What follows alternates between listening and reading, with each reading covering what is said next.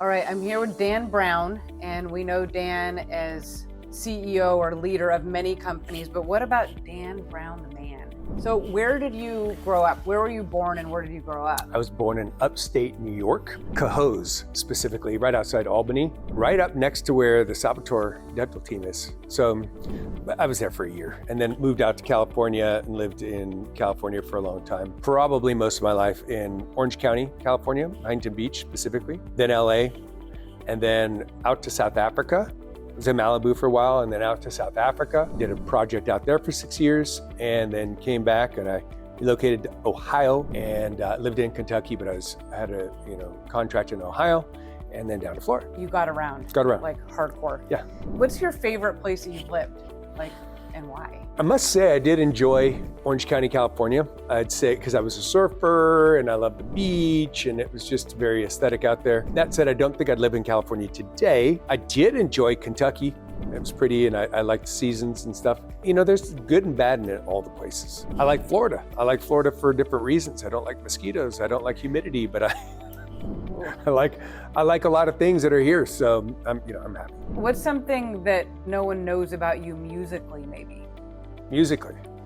Yeah, musically. So I love music. I played trombone in school. That's when I had a bowl cut. My mom literally put a bowl on top of my head, cut my own hair. You know, my mom, just so you know, she was a single parent for 4 kids and even raised 2 additional children at one point that were, from my father's earlier marriage. So there's 6 of us, but she raised 4 kids on her own. While she was a school teacher, she had a master's in education from UCLA. She made ends meet and we grew up very, in a meager existence. But yes, I had a bowl cut, but she always made sure I was happy and dressed and had a haircut. Bowl cut. Bowl cut. Which you used to play trombone. Yeah, trombone. And then I loved music. I wanted to get back in it, but I was in apartment style living and I couldn't, of course, pull out a trombone. And I never actually learned to read music. So I went, what could I learn? So I got this electric saxophone, and the electric sax,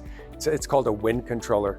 So it makes any sound, whether it's a sax or a flute or a trombone or electric guitar. And I taught myself. I still can't read music, but I'll conquer that one day. And I also play drums a bit and keyboard, and I hum a lot. Tell me about I think I teased you about this. You pulled up when you first got this car and I was like, wow, Dan, do you have 8 kids?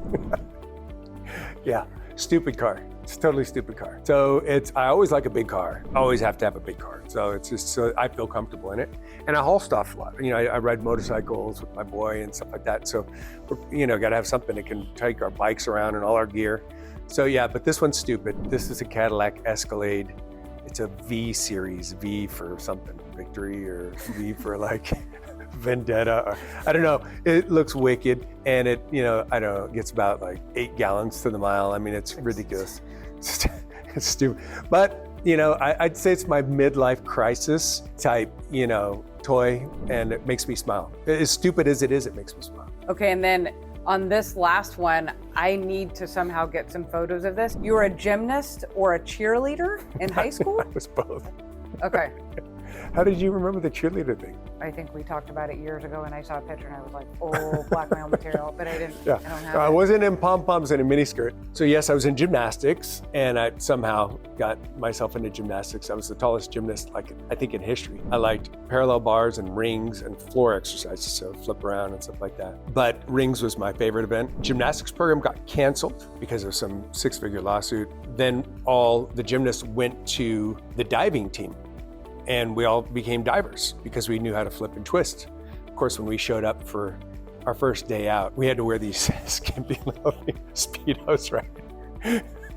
We didn't know, but you're supposed to shave. So we were, and then because gymnastics was 3 hours a day, diving was an hour a day, so we took up cheerleading, where we all became the bases of the cheerleaders. So we had the cheerleaders on our shoulders and throwing them around and doing flips on the field and stuff like that. So that's my sporting background. What would you say something that shaped you into what you are today from your youth? I was a full-blown nerd, like full-blown.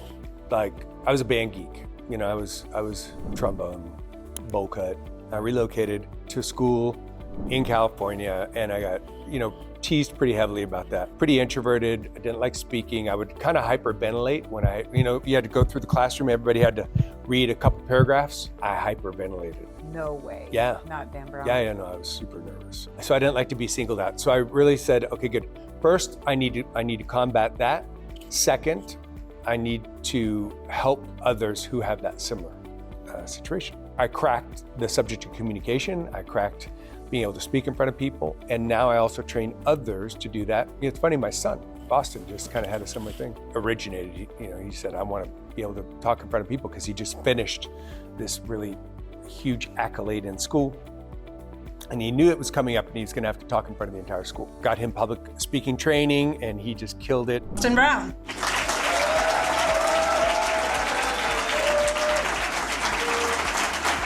Thank you.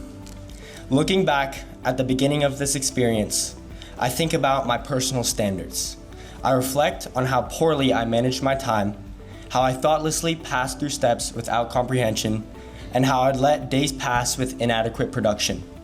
I can see that my personal standards reached new heights, and I'm a much more competent person. I now prioritize my time, value my work quality, and I stay consistent with my actions. My two supervisors, Todd and Corey, helped to bring my standards to where they are now. Todd demanded math discipline, and Corey ensured my success in reading. On the final form exam and review, Sam and Rowan finalized this experience by not letting me get less than 100%. Lastly, I would like to end with a quote. That which a person works hardest on, he winds up having. This is one of the fundamentals of the universe. Thank you.